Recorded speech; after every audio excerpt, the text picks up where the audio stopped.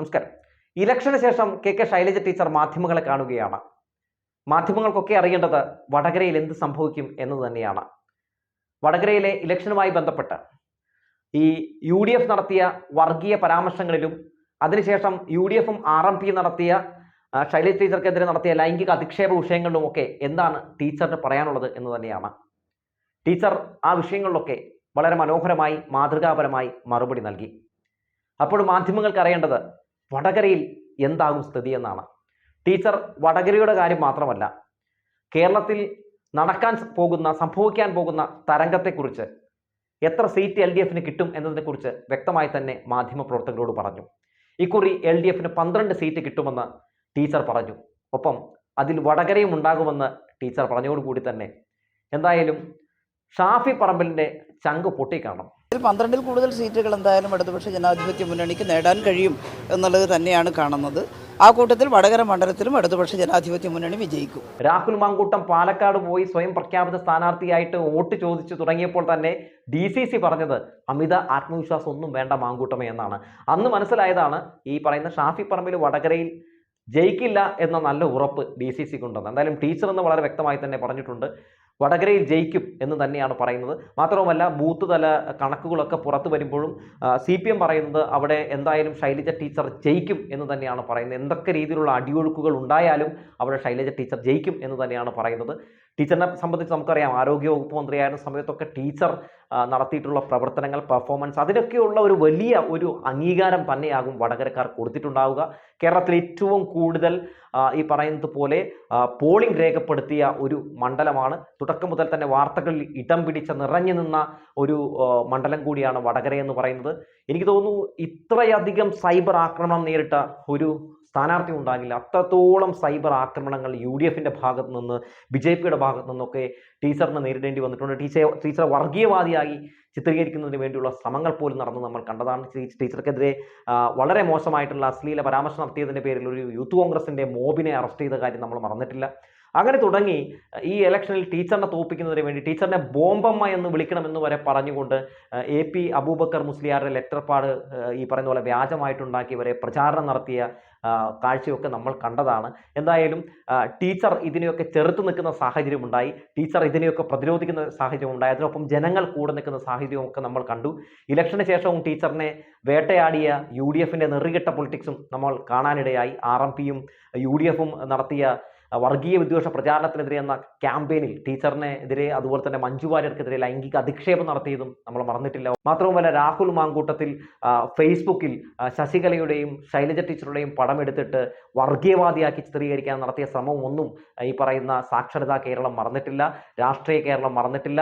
എന്തായാലും കേരളം ഈ പറയുന്നത് പോലെ കോൺഗ്രസിന് ഇത്തരം ഇടപെടലുകളെ, വർഗീയ പരാമർശങ്ങളെ ഒക്കെ നോക്കിക്കാണുന്നുണ്ട്. എന്തായാലും ജൂൺ 4-ന് പുറത്തു വരുന്ന റിസൾട്ട് അത് UDFിൻ്റെ കർണത്തേറ്റ അടിയായിരിക്കുമെന്ന കാര്യത്തിൽ ഒരു സംശയവും വേണ്ട. എല്ലാവരും ഉറ്റുനോക്കുന്ന ഒരു മണ്ഡലം അത് വടകര തന്നെയാണ്. വടകരയിൽ എന്ത് സംഭവിക്കും എന്നുള്ളത് തന്നെയാണ് ഏറ്റവും പ്രധാനപ്പെട്ട കാര്യം. മാത്രവുമല്ല, UDFിനെ സംബന്ധിച്ച് 20 സീറ്റും തൂത്തുവാരിയാൽ മാത്രമേ ഒരു വിജയം എന്ന് പറയാനാവൂ. കാരണം കഴിഞ്ഞ തവണ അവർക്കുണ്ടായ സീറ്റ് അറിയാമല്ലോ. അപ്പോൾ അതുകൊണ്ട് ഈ പറയുന്നത് പോലെ കഴിഞ്ഞ തവണ 18 സീറ്റുകൾ ഉണ്ടായിരുന്നു, നേരത്തെ 19 ഉണ്ടായിരുന്നു, പിന്നീട് അത് 18 ആയിട്ട് കുറഞ്ഞു. അതുകൊണ്ടൊക്കെ തന്നെ ഈ തവണ 20 സീറ്റ് പിടിച്ചാൽ മാത്രമേ UDFിന് ഒരു വിജയം എന്ന് പറയാൻ കഴിയൂ. അതേസമയം CPMനെ സംബന്ധിച്ച്, LDFിനെ സംബന്ധിച്ച് 2 സീറ്റിൽ കൂടുതൽ പിടിച്ചാൽ LDFിന് അത് വലിയ നേട്ടമാണ്, LDFിന് അതൊരു വലിയ വിജയമാണ്. 12 സീറ്റെങ്കിലും LDF പിടിക്കുന്ന സാഹചര്യം ഉണ്ടായാൽ പിന്നെ കോൺഗ്രസ് ജൂൺ 4 കഴിഞ്ഞാൽ കേരളത്തിലില്ല എന്ന് ഉറപ്പിച്ച് പറയാൻ കഴിയും. പിന്നെ കോൺഗ്രസ് അടുത്ത വരാൻ പോകുന്ന നിയമസഭാ ഇലക്ഷനിൽ പോലും മത്സരിച്ചിട്ട് ഒരു കാര്യവുമില്ല എന്ന കാര്യം നമുക്ക് ഉറപ്പിച്ച് പറയാൻ കഴിയും. ജനങ്ങൾ ഈ സർക്കാരിനൊപ്പമാണ്. ഇതുവരെ UDF ഉയർത്തിക്കാണിച്ച, UDF ഉന്നയിച്ച ഒരു ആരോപണത്തിലും കഴമ്പില്ല എന്ന് ജനങ്ങൾ മനസ്സിലാക്കി കഴിഞ്ഞിരിക്കുന്നു എന്ന ഒരു വ്യക്തമായ ചിത്രം കൂടി എന്തായാലും ജൂൺ 4-ന് നമുക്ക് ലഭിക്കും. ഇനി 2 ആഴ്ച മാത്രമേ ഉള്ളൂ. 2 ആഴ്ച ഇരുട്ടി വെളുക്കുമ്പോൾ എന്തായാലും 20 മണ്ഡലങ്ങളിലും എന്ത് സംഭവിക്കുമെന്ന് നമുക്കറിയാൻ കഴിയും. എന്തായാലും നമുക്ക് ഒന്നേ പറയാനുള്ളൂ, എന്തായാലും ശൈലജ ടീച്ചറിൻ്റെ പ്രതികരണം അത് വളരെ മാതൃകാപരമാണ്. നമുക്കൊന്ന് കാണാം. മാധ്യമപ്രവർത്തകർ കുത്തിത്തിരിപ്പ് ചോദ്യവുമായി മുന്നിൽ നിൽക്കുമ്പോൾ അതിനോടൊക്കെ എത്ര സൗമ്യമായിട്ടാണ്, അതിനെയൊക്കെ എത്ര മനോഹരമായിട്ടാണ് ടീച്ചറിൻ്റെ പ്രതികരണത്തിലൂടെ ഇല്ലാതാക്കുന്നതെന്ന് നമുക്ക് നോക്കിക്കാണാം.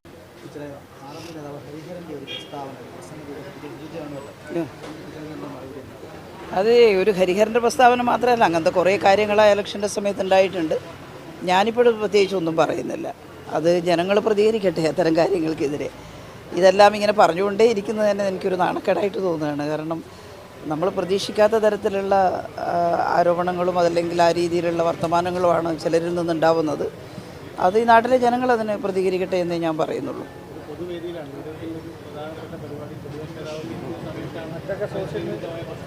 അതെ, നമ്മളെല്ലാവരും കാണുകയും കേൾക്കുകയും ഒക്കെ ചെയ്തതാണ്. കുറേ അതിൻ്റെ കാര്യങ്ങൾ പറഞ്ഞുകൊണ്ടിരുന്നല്ലോ.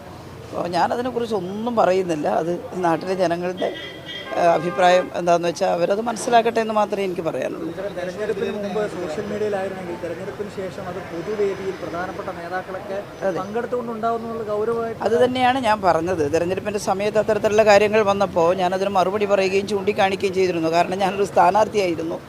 അപ്പോൾ അവർ പറയുന്ന തെറ്റായിട്ടുള്ള കാര്യങ്ങൾ ക്ലിയർ ചെയ്തു പോകേണ്ടതിൻ്റെ ഉത്തരവാദിത്തമാണ് സ്ഥാനാർത്ഥി എന്നുള്ള നിലയിൽ. എന്നാൽ ഇനിയും അത്തരത്തിലുള്ള വളരെ വില കുറഞ്ഞ വർത്തമാനങ്ങൾക്ക് പ്രതികരിച്ചേ പോവുക എന്നുള്ളത് തന്നെ എന്നെ സംബന്ധിച്ചൊരു നാണക്കേടായിട്ട് എനിക്ക് തോന്നുന്നതാണ്. അതുകൊണ്ട് അത് ബഹുജനങ്ങൾ അതെന്താണെന്നുള്ളത് മനസ്സിലാക്കട്ടെ എന്ന് മാത്രമേ ഞാൻ പറയുന്നുള്ളൂ. അത് ഇടതുപക്ഷ ജനാധിപത്യ മുന്നണി നല്ല രീതിയിൽ കേരളത്തിൽ വിജയിക്കാൻ പോവുകയാണ്. കൃത്യമായിട്ട് ഇത്ര സീറ്റ് കിട്ടുമെന്ന് നമുക്ക് പറയാൻ സാധിക്കില്ലെങ്കിലും ഞങ്ങളുടെ ഒരു വിലയിരുത്തൽ 12-ൽ കൂടുതൽ സീറ്റുകൾ എന്തായാലും ഇടതുപക്ഷ ജനാധിപത്യ മുന്നണിക്ക് നേടാൻ കഴിയും എന്നുള്ളത് തന്നെയാണ് കാണുന്നത്. ആ കൂട്ടത്തിൽ വടകര മണ്ഡലത്തിലും ഇടതുപക്ഷ ജനാധിപത്യ മുന്നണി വിജയിക്കും.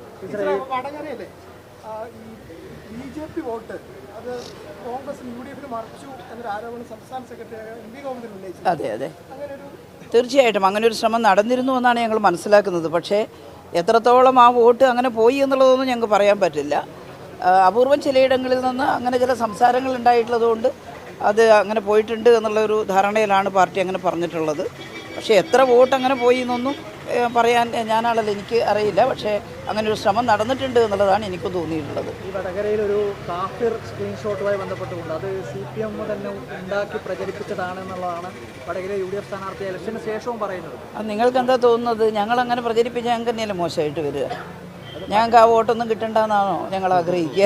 അതായത് മറുവിഭാഗത്തിൻ്റെ വോട്ട് ലക്ഷ്യം വെച്ചുകൊണ്ടാണ് അങ്ങനെ പറഞ്ഞാൽ മറുവിഭാഗം വോട്ട് ചെയ്യുമോ? അങ്ങനെയാണ് ആരോപണമായി ഉന്നയിക്കപ്പെടുന്നത്. അവരെന്തെല്ലാം ആരോപണം ഉന്നയിച്ചു? ആ കൂട്ടത്തിലൊന്നും തന്നെയല്ല അത്.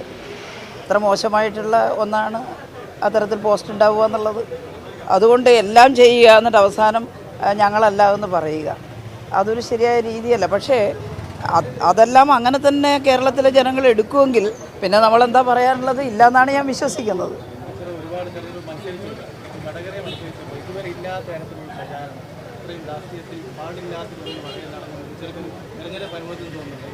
ഉറപ്പായിട്ടും ഞാൻ അപ്പോൾ പറഞ്ഞിരുന്നു. അത് ഞാൻ ആ സമയത്ത് നിങ്ങളെപ്പോലുള്ള മാധ്യമപ്രവർത്തകർ വന്നപ്പോൾ ഞാൻ പറഞ്ഞിരുന്നു, ഞാൻ കുറേയേറെ തെരഞ്ഞെടുപ്പിൽ മത്സരിച്ചിരുന്നു. ആ സമയത്തല്ല ഞങ്ങളിപ്പം പ്രഗത്ഭരായിട്ടുള്ള ഒട്ടേറെ നേതാക്കന്മാർ എൻ്റെ ഓപ്പോസിറ്റായിട്ട് വന്നിട്ടുണ്ട്. AD മുസ്തഫ സാർ വന്നിട്ടുണ്ട്, സണ്ണി ജോസഫ് ഉണ്ടായിട്ടുണ്ട്, അവരെല്ലാം വന്നിട്ടുണ്ട്. പക്ഷേ ആ സമയത്തൊന്നും ഇങ്ങനെ വ്യക്തിപരമായി വൃത്തികെട്ട അധിക്ഷേപം ചൊരിയുന്ന രീതിയിൽ അവരാരും പറഞ്ഞിട്ടില്ല. തെരഞ്ഞെടുപ്പ് കഴിഞ്ഞിട്ട് ഞങ്ങളെല്ലാം അടുത്ത സുഹൃത്തുക്കളാണ് ഇപ്പോഴും. തെരഞ്ഞെടുപ്പ് രാഷ്ട്രീയമാണ്, രാഷ്ട്രീയം പറഞ്ഞിട്ടുണ്ട് ഞങ്ങൾ. ഞാൻ എൻ്റെ രാഷ്ട്രീയം പറഞ്ഞിട്ടുണ്ട്, അവരവരുടെ രാഷ്ട്രീയം പറഞ്ഞിട്ടുണ്ട്. എന്നാൽ ഞാൻ അവരെയോ അവരെന്നെയോ വ്യക്തിപരമായിട്ട് അധിക്ഷേപിക്കുന്ന അവസ്ഥ ആ തെരഞ്ഞെടുപ്പിലൊന്നും ഉണ്ടായിട്ടില്ല. പക്ഷേ ഇത്തവണ കണ്ടത് വളരെ വളരെ ഖേദകരമായിട്ടുള്ളൊരു കാര്യമാണ്. നമ്മൾ ഭാവിയിൽ തെരഞ്ഞെടുപ്പിൽ ജയിക്കാൻ തോക്കാം, അതെല്ലാം വോട്ടെണ്ണി കഴിഞ്ഞാലാണ് നമുക്ക് പറയാൻ പറ്റും. പക്ഷേ ഞാൻ പറയുന്നു, വടകരയിലെ ജനങ്ങൾ എന്നെ തിരഞ്ഞെടുക്കുമെന്നാണ് എൻ്റെ വിശ്വാസമെന്ന്. പക്ഷേ ഇതെല്ലാം കഴിഞ്ഞാലും ഈ സമൂഹത്തിൽ നമ്മൾ രാഷ്ട്രീയ പ്രവർത്തനം നടത്തേണ്ടവരല്ലേ. അതുകൊണ്ട് ഇത്തവണ വളരെ വളരെ മോശമായിരുന്നു വ്യക്തിപരമായിട്ടുള്ള അധിക്ഷേപം എനിക്കെതിരായിട്ട് വന്നത്. അതുകൊണ്ടാണ് ആദ്യം ഞാനത് നെഗ്ലക്റ്റ് ചെയ്തു. അത് എന്തോ ആവട്ടെ, അതൊന്നും ആരും ശ്രദ്ധിക്കാൻ പോകുന്നില്ല എന്ന് വെച്ചിട്ട് ഞാനത് അവഗണിച്ചു. പക്ഷേ ഒന്ന് കഴിയുമ്പോൾ അടുത്ത തവണ ഇങ്ങനെ വരികയാണ്. അപ്പോൾ അതിലേറ്റവും പ്രധാനമായിരുന്നു മാതൃഭൂമിയുടെ പേജ് വ്യാജമായി ക്രിയേറ്റ് ചെയ്തിട്ട് അതിനകത്ത് കേരളത്തിൽ ലവ് ജിഹാദ് ഉണ്ടെന്ന് ഞാൻ പറഞ്ഞു എന്നും പറഞ്ഞിട്ട്. ഞാൻ എവിടെയും അങ്ങനെ പറഞ്ഞിട്ടില്ല. അങ്ങനെ പറഞ്ഞതിനെ ഖണ്ഡിക്കാൻ വേണ്ടി ചർച്ചയിൽ പങ്കെടുത്തിട്ടുള്ള ആളാണ് ഞാൻ.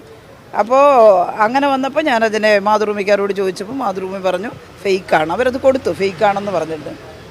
കാന്തപുരം ഉസ്താദിൻ്റെ ഒരു ലെറ്റർ ഹെഡ് കൃത്യമായി സൃഷ്ടിച്ചിട്ട് അതിനകത്ത് എന്നെ ബോംബമ്മ എന്ന് വിളിക്കണമെന്ന് കാന്തപുരം ഉസ്താദ് പറഞ്ഞു എന്നും പറഞ്ഞിട്ട് കൊടുത്തു. അങ്ങനെ അദ്ദേഹം പറയില്ല എന്ന് എനിക്ക് ഉറപ്പാണ്. എന്നാലും ഞാനവിടെ വിളിച്ച് ചോദിച്ചു. അവർ ഞെട്ടിപ്പോയി. അവർ പറഞ്ഞു ഞങ്ങൾ വല്ലാതെ ഇത് കാണുമ്പം തോന്നുന്നു എന്ന് പറഞ്ഞിട്ട് അവർ തന്നെ നിശ്ചയിച്ചുകൊണ്ട് അറിയിപ്പ് കൊടുത്തു, ഞങ്ങളുടേതല്ല ഫേക്ക് പേജാണ്. പക്ഷേ ഇങ്ങനെ ഓരോന്നോരോന്ന് പുതുത് വരുമ്പം അന്ന് ഞാനതിനെ നിഷേധിച്ചിട്ടുണ്ട്. കാരണം എനിക്ക് നിഷേധിക്കാതിരിക്കാൻ പറ്റില്ലല്ലോ. സ്ഥാനാർത്ഥിയല്ലേ. അപ്പോൾ ഇതാ ഇങ്ങനെയെല്ലാം ഇവർ കൊടുക്കുന്നുണ്ടെന്ന് പറഞ്ഞിട്ട് ഇനിയിപ്പോൾ അതിൻ്റെ എല്ലാം പുറകെ ഇങ്ങനെ പോലല്ല, ജനം എല്ലാം മനസ്സിലാക്കിയിട്ടുണ്ട്. അത് മനസ്സിലാക്കട്ടെ എന്ന് മാത്രമേ എനിക്ക് പറയാനുള്ളൂ. അല്ല, അതെല്ലാം നമ്മൾ ഇതെല്ലാം ഇങ്ങനെ പറയും, തെറ്റാണെന്ന് പറയും. അത് വടകരയിലെ UDF സ്ഥാനാർത്ഥിയായാലും വേണ്ടില്ല, കേരളത്തിൽ എവിടെയുള്ള UDF സ്ഥാനാർത്ഥിയായാലും വേണ്ടില്ല, ചെയ്തതെല്ലാം തെറ്റായിരുന്നു എന്ന് എപ്പോഴും പറയും. അതിനപ്പുറത്ത് നമ്മളൊരു ശത്രുത പ്രകടിപ്പിക്കലല്ലോ. ചെയ്തത് തെറ്റായിരുന്നു, അത് തെറ്റാണെന്ന് പറഞ്ഞു. എന്നെ സംബന്ധിച്ച് അത്രയേ ഉള്ളൂ.